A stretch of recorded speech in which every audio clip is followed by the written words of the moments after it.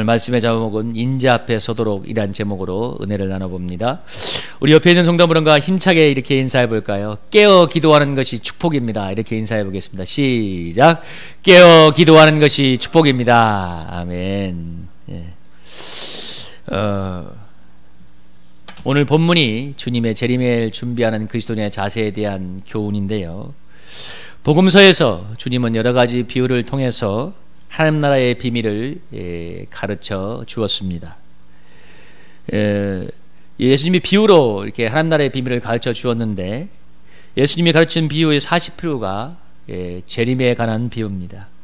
그 선풍기가 추우면 그쪽에 전원을 끄세요. 전원을 끄면 돼요. 거기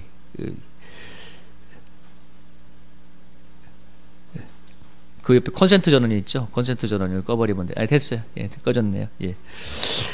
재림에 관한 비유인데, 마태복음 25장에 나오는 열처녀의 비유, 달란트의 비유, 양과 염소의 비유 등은 모두 주님의 재림에 관한 비유인데, 주님이 가르치는 비유의 40%가, 그러니까 거의 절반 이상이, 절반에 좀 못 묻히지만 40%가 재림이라는 것은 그만큼 우리 주님이 재림을 강조했다는 것입니다. 오늘 본문에 전개되는 21장의 내용도 나중에 한번 읽어보시면 알겠지만, 주님이 재림과 최후의 심판에 대해서 말씀하고 있습니다. 그리고 주님은 종말과 주님의 재림에 대해서 교훈하면서 이렇게 말씀하고 있습니다. 21장 33절에 여러분 이 말씀도 한번 화면을 보면서 읽어볼게요. 한번 읽어보겠습니다. 시작. 천지는 없어지겠으나 내 말은 없어지지 아니하리라. 오늘 주님이, 물론 이것은 이제 성경의 모든 말씀이 다 성취된다는 말씀이기도 하지만, 특별히 오늘 21장을 연결해서 생각해 보면 세상 종말과 주님의 재림에 대한 말씀은 반드시 이루어진다는 얘기입니다. 하나님의 말씀은 1.1획도 틀림이 없이 성취가 됩니다. 그래서 우리는 반드시 주님의 재림과 심판에 대해서 깨어서 준비를 해야 됩니다. 여러분, 우리가 이 생을 살아가면서 이사를 가도 날짜를 받아놓고 준비하지 않습니까? 만약에 한 달 뒤에 이사를 한다면 아마 날짜가 가까우면 이삿짐을 정리하고 이삿짐 센터를 부르고 또 그날을 위해서 가족들이 스케줄을 조정할 것입니다. 그렇게 우리의 삶을 정돈을 하잖아요. 여러분, 직장에 다니는 사람들이 노후를 대비해서 보험을 들고 각종 재테크를 하면서 노후를 대비합니다. 또 건강이 나빠질 걸 대비해야 되기 때문에 건강을 위해서 좋은 것을 먹고 또 운동을 합니다. 차를 한번 운전해도 보험에 들지 않으면 차가 등록이 되지 않잖아요. 국가에서 법으로 무보험 차는 도로에 다닐 수 없도록 아예 등록하지 못하도록 만들어 놓았습니다. 국가에서도 또 차량 사고를 대비해서 이렇게 보험에 들도록 대비를 하는데요. 이렇게 우리 인생에 닥칠 일들을 미리 예상하고 준비하는 것은 정말 지혜로운 삶인 것입니다. 여러분, 아무 생각 없이 마음대로 살다가 보면 인생이 엉망진창이 되고 패가망신하는 것은 당연한 거 아니겠어요? 우리가 이 땅을 살아가는 일들도 이렇게 미리미리 예상을 하고 준비를 하는 것이 지혜로운 삶입니다. 그렇다면 우리의 영원한 운명을 좌우할 수 있는 주님의 재림을 준비하는 것은 비교할 수 없는 중대성을 가지고 준비해야 될 것입니다. 이 땅에서 건강, 노후 대비와 비교할 수 없는 중요성을 가지고 준비해야 될 것입니다. 왜냐하면 영원한 운명을 좌우하는 최후의 심판이 우리를 기다리고 있기 때문입니다. 우리 예수님은 복음서에서 천국보다도 지옥을 훨씬 많이 언급하셨습니다. 이 신약 성경에 지옥에 대한 얘기가 12번이 단어가 12번 등장하는데 그 11번을 누가 하셨냐면 예수님이 직접 하셨습니다. 지옥에 대해서. 예를 들면 마태복음 5장 29절 30절에서 여러분 같이 한번 읽어볼까요? 마태복음 5장 29절 30절입니다. 한번 읽어보겠습니다. 시작. 만일 내 오른눈이 너로 실족하게 하거든 빼어내버리라. 내 백체 중 하나가 없어지고 온몸이 지옥에 던져지지 않는 것이 유익하며, 또한 만일 내 오른손이 너로 실족하게든 찍어내버리라. 내 백체 중 하나가 없어지고 온몸이 지옥에 던져지지 않는 것이 유익하리라. 오늘 주님께서 뭐라고 얘기하냐면, 너희가 죄와 싸우기 위해서 눈을 뽑아내고 손을 찍어낼지라도 절대로 지옥에 던져지지 말라고 얘기하고 있습니다. 심지어 눈이 없고 손발이 없어질지라도 지옥에 던져지지 않고 천국의 구원을 받는 것이 훨씬 더 유익하다고 얘기하고 있습니다. 여러분, 천국의 영광은 너무나 큰 것이지만 지옥의 참상은 이루 말할 수 없이 참혹스러운 것입니다.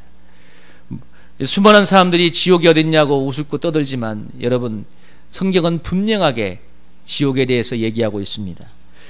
누가복음 21장 36절에서 어떻게 얘기하냐면 사람들이 세상에 임한 일을 생각하고 무수함으로 기절하니 이는 하늘의 권능들이 흔들리겠습니다.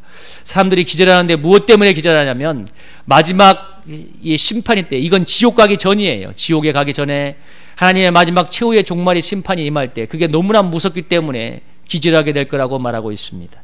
여러분, 지옥이 아니라 마지막 그 심판에 맞아서도 사람들이 기절할 정도로 공포에 떨게 됩니다. 지옥의 참혹함이 어떠하겠습니까? 여러분, 누가복음 16장 19절 28절에서 이 내용이 뭐냐면 예수님이 한 비유죠. 거지 부자가 지옥에 가고 거지 나사로가 천국에 갔던 얘기입니다. 그러면서 23절 24절에 보면 그 지옥에 있던, 음부에 있던 지옥에 있던 부자가 뭐라고 청합니까?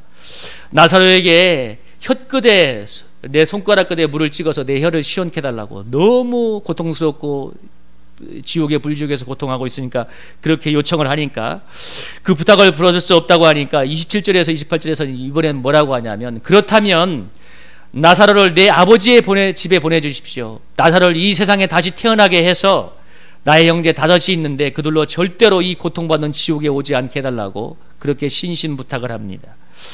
여러분, 우리는 모두 때가 되면 하나님의 심판대 앞에 서게 될 것이고 여러분과 저는 반드시 둘 중에 하나의 운명에 서게 될 것입니다. 천국인가 지옥인가. 저나 여러분, 저도 마찬가지고 여러분도 마찬가지고 천국인가 지옥인가의 둘 중에 하나의 운명에 결정되게 될 것입니다. 물론 그 심판은 하나님이 내립니다. 그래서 여러분, 우리는 이 세상의 어떤 일보다도, 그 어떤 일보다도 여러분, 우리는 주님의 재림과 심판을 준비하고 있어야 됩니다.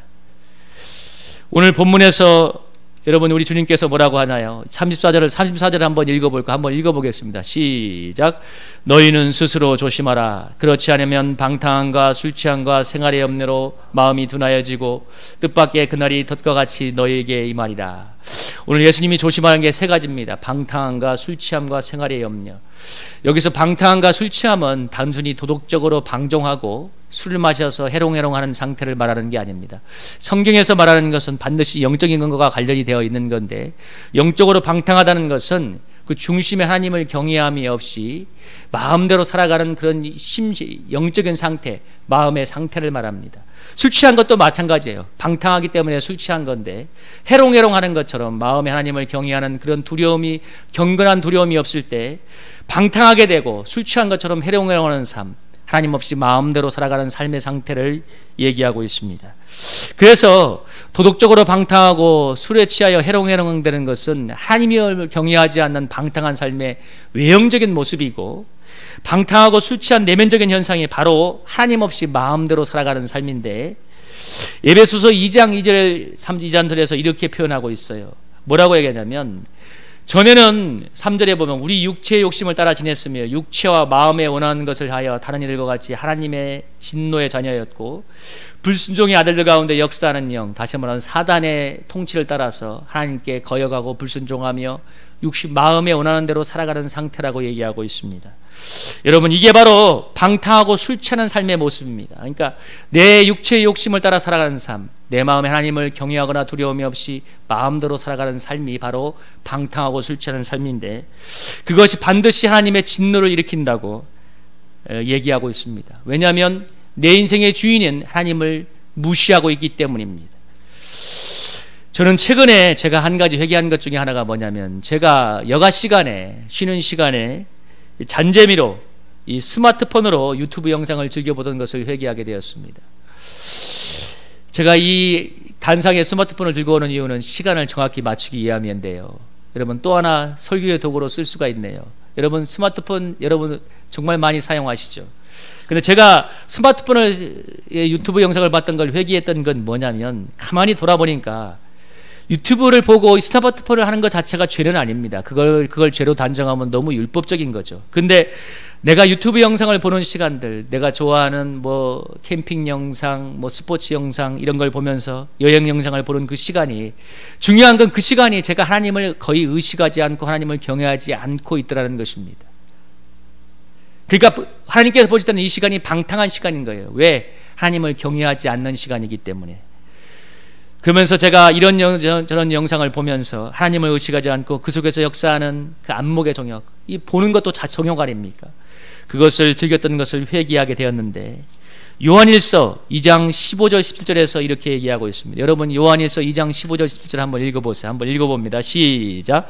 이 세상이나 세상에 있는 것들을 사랑하지 말라. 누구든지 세상을 사랑하면 아버지의 사랑이 그 안에 있지 아니하니 이는 세상에 있는 모든 것이 육신의 정욕과 안목의 정욕과 이생의 자랑이니 다 아버지께로부터 온 것이 아니요 세상으로부터 온 것이라. 이 세상도 그 정욕도 지나가되 오직 하나님의 뜻을 행하는 자는 영원히 거하느니라. 아멘. 여러분 이 세상에 속한 모든 것이 육신의 정욕, 안목의 정욕, 이생의 자랑이라고 말합니다. 하나님께서 나온 것이 아니라 세상에서 나왔다고 얘기하고 있는데요. 여러분 스마트폰은 정말 편리한 것입니다. 설교도 듣고 찬송도 듣는다면 유익한 콘텐츠를 얼마든지 이용할 수 있죠.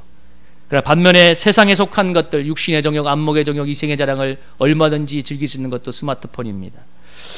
여러분 스마트폰을 보면서 말씀을 듣고 유익한 것을 들을 것인가, 아니면 세상에 속한 것들을 보면서 안목의 정욕과 육신의 정욕과 이생의 자랑을 받아들일 것인가, 그것은 나의 선택인데 그 선택은 내가 이 자그마한 삶의 일상에서 얼마나 하나님을 경외하고 있는가가 좌우하는 것입니다.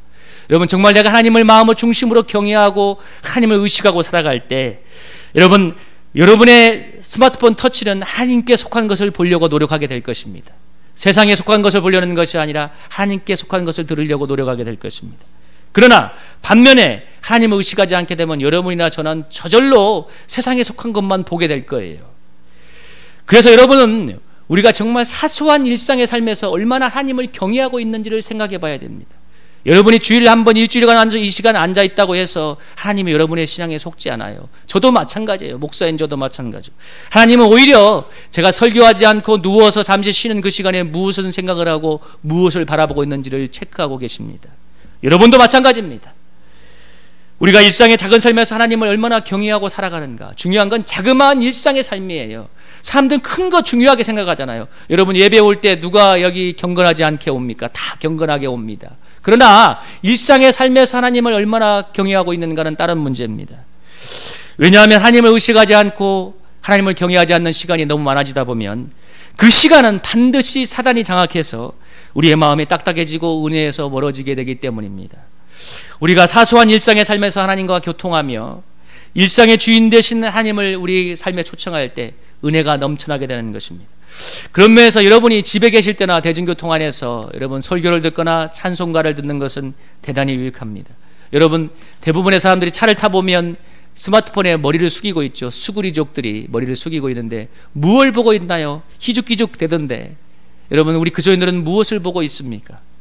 저희 교회는 제가 얼마 전부터 24시간 찬송가나 복음성가를 틀어놓고 있습니다. 사람이 없을 때도 밤에도 24시간 틀어놓고 있습니다. 이유가 찬송이 우리 교회에 24시간 은둔히 울려 퍼짐으로 인해서 악한 영들이 활동하지 못하도록 하기 위해서 그렇습니다.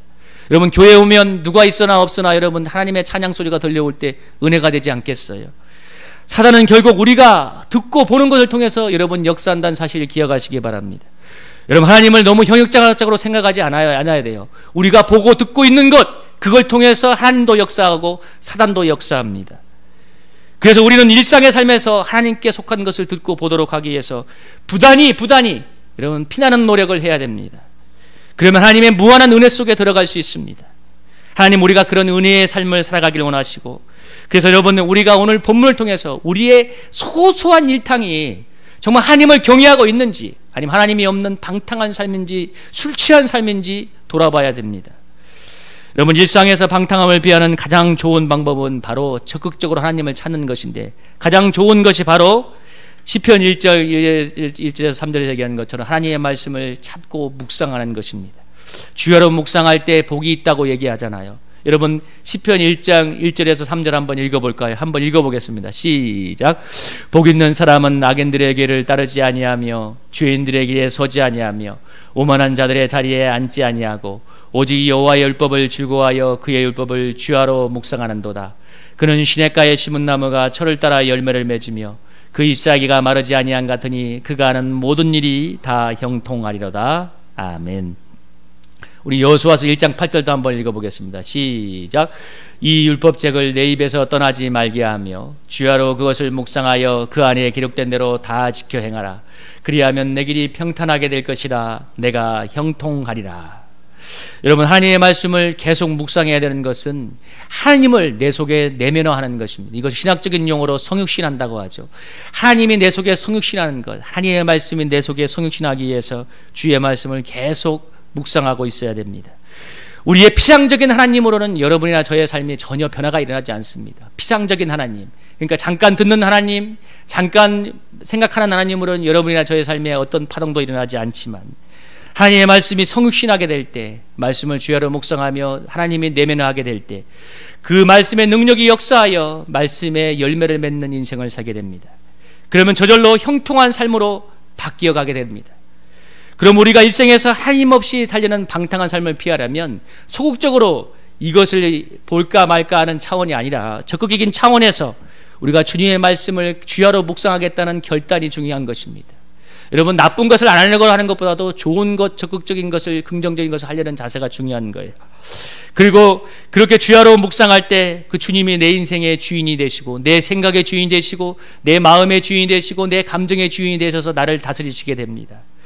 그러면 우리가 시냇가에 심은 나무와 같이 은혜가 넘치는 삶을 살게 되고, 무엇보다도 주님이 나의 인생의 생각과 마음과 저 영혼의 중심의 주인이 되시기 때문에 우리가 이 세상에 빠진 삶을 이길 수가 있고, 하나님께서 우리의 영혼을 달아매심으로 영원한 영생을 준비할 수가 있습니다. 우리 사랑하는 성도님들, 그런 축복의 삶을 사시기를 주님의 이름으로 축복합니다. 우리 나가서 생활의 염려를 피해야 되는데, 여러분, 생활의 염려가 우리의 마음을 둔하게 하는 덫처럼 우리를 덮친다고 얘기하는데, 빌립보서 4장 6절에서는 아무것도 염려하지 말라고 했는데, 사람들은 염려를 마치 숨쉬는 공기처럼 자연스럽게 받아들입니다. 물론 예수님이 없는 불신자들에게 이건 당연한 얘기죠. 하나님을 믿는 믿음이 없으니까. 그런데 우리는 영적인 세계에 있는 사람들이기 때문에 염려는 자연스러운 현상이 아니라 사단이 심는 부정적인 마음입니다. 하나님 우리에게 결코 불안과 염려를 주시는 분이 아닙니다. 하나님께서 우리에게 주시는 것은 디모데후서 1장 7절의 말씀처럼, 여러분 이 말씀도 한번 읽어볼까요? 한번 읽어보겠습니다. 시작. 하나님이 우리에게 주신 것은 두려워하는 마음이 아니요 오직 능력과 사랑과 절제하는 마음이. 하나님께서 우리에게 주신 것은 능력과 사랑과 절제하는 마음입니다. 하나님 우리에게 두려움을 주시지 않아요. 불안을 주시지 않아요. 염려를 주시지 않습니다. 하나님 우리에게, 그래서 성경은 뭐라고 얘기하냐면, 여러분 이 말씀도 한번 또 읽어보겠습니다. 유명한 말씀이죠. 한번 읽어볼까요? 시작. 아무것도 염려하지 말고 다만 모든 일에 기도와 간구로 너희 구할 것을 감사함으로 하나님께 아뢰라. 그리하면 모든 지각에 뛰어난 하나님의 평강이 그리스도 예수 안에서 너희 마음과 생각을 지키시리라. 아멘. 우리는 이 약속의 말씀을 믿고 적극적으로 기도함으로 인해서 생활에 염려가 주는 부정적인 영향을 피해야 됩니다. 여러분, 왜 염려를 몰아내지 않냐면, 염려가 몰아내야 될 부정적인 사단이 심는 생각, 영의 활동이라고 생각하지 않고 자연스러운 심리 현상으로 여기고 있기 때문에 그래요. 근데 여러분이 믿음으로 염려를 추방하면 염려가 떠나가는 것입니다. 그래서 우리가 날마다 세수하는 것처럼 하나님의 은혜의 생수로 여러분 속에 들어온 염려의 부정적인 것들을 청소를 해야 됩니다. 능히 피할 수 있다는 말은 방탕함과 술 취함과 생활의 염려를 능히 피할 수 있다는 것입니다. 우리가 피부처럼 우리 삶에 녹아있는 생활의 염려를 자연스럽게, 너무나 자연스럽게 받아들여서는 안 되고 적극적으로 피해야 되는데, 이렇게 적극적으로 피하게 될 때 우리 마음이 둔해지지 않고 주님 앞에 설 수 있는 영적인 준비를 할 수 있게 되죠. 그리고 마지막으로 해야 될 것이 바로 무엇이냐면 36절에 얘기하는 것처럼 깨어서 기도하는 삶입니다. 여러분 우리 36절을 한번 같이 한번 읽어볼까요? 한번 읽어보겠습니다. 우리 36절을 한번 읽어보겠습니다. 시작.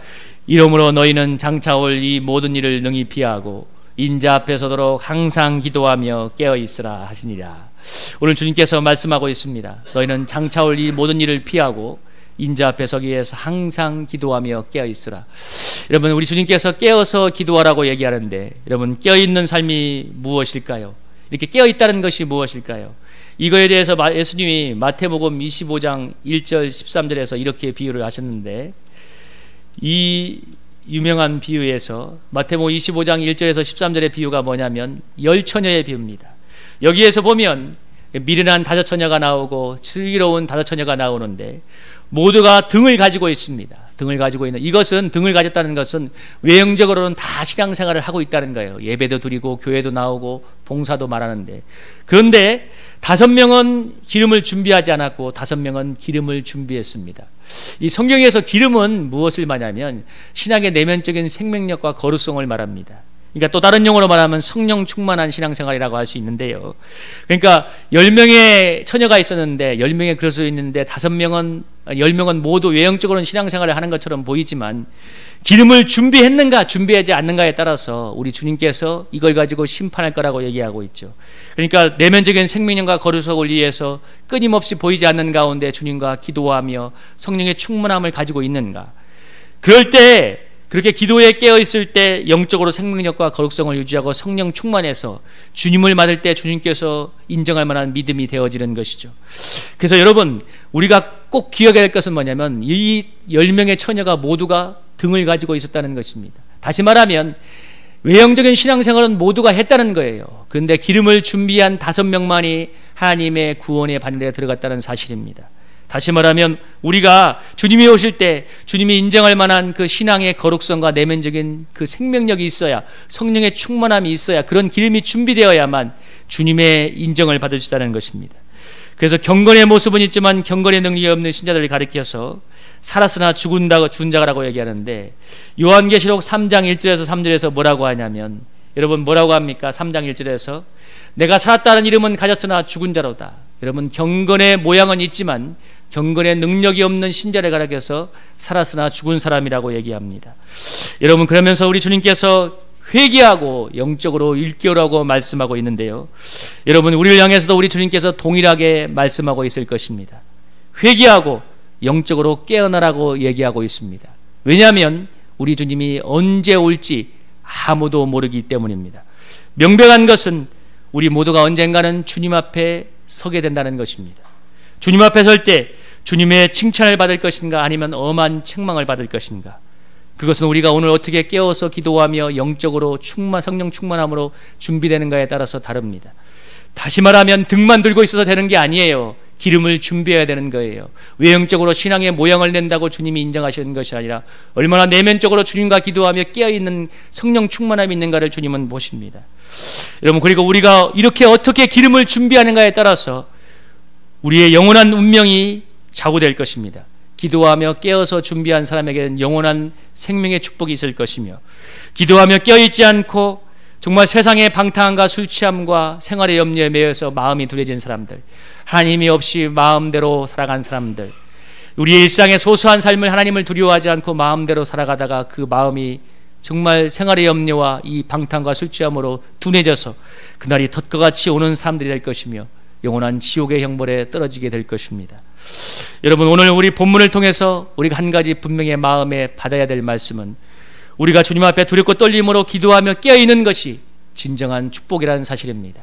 우리 사랑하는 성도님들, 오늘 이 말씀을 통해서 저나 여러분이 정말 우리 주님 앞에 깨어서 기도함으로 여러분 영원한 축복, 생명을 준비하는 그런 은혜의 삶으로 나가기를 주님의 이름으로 축복합니다.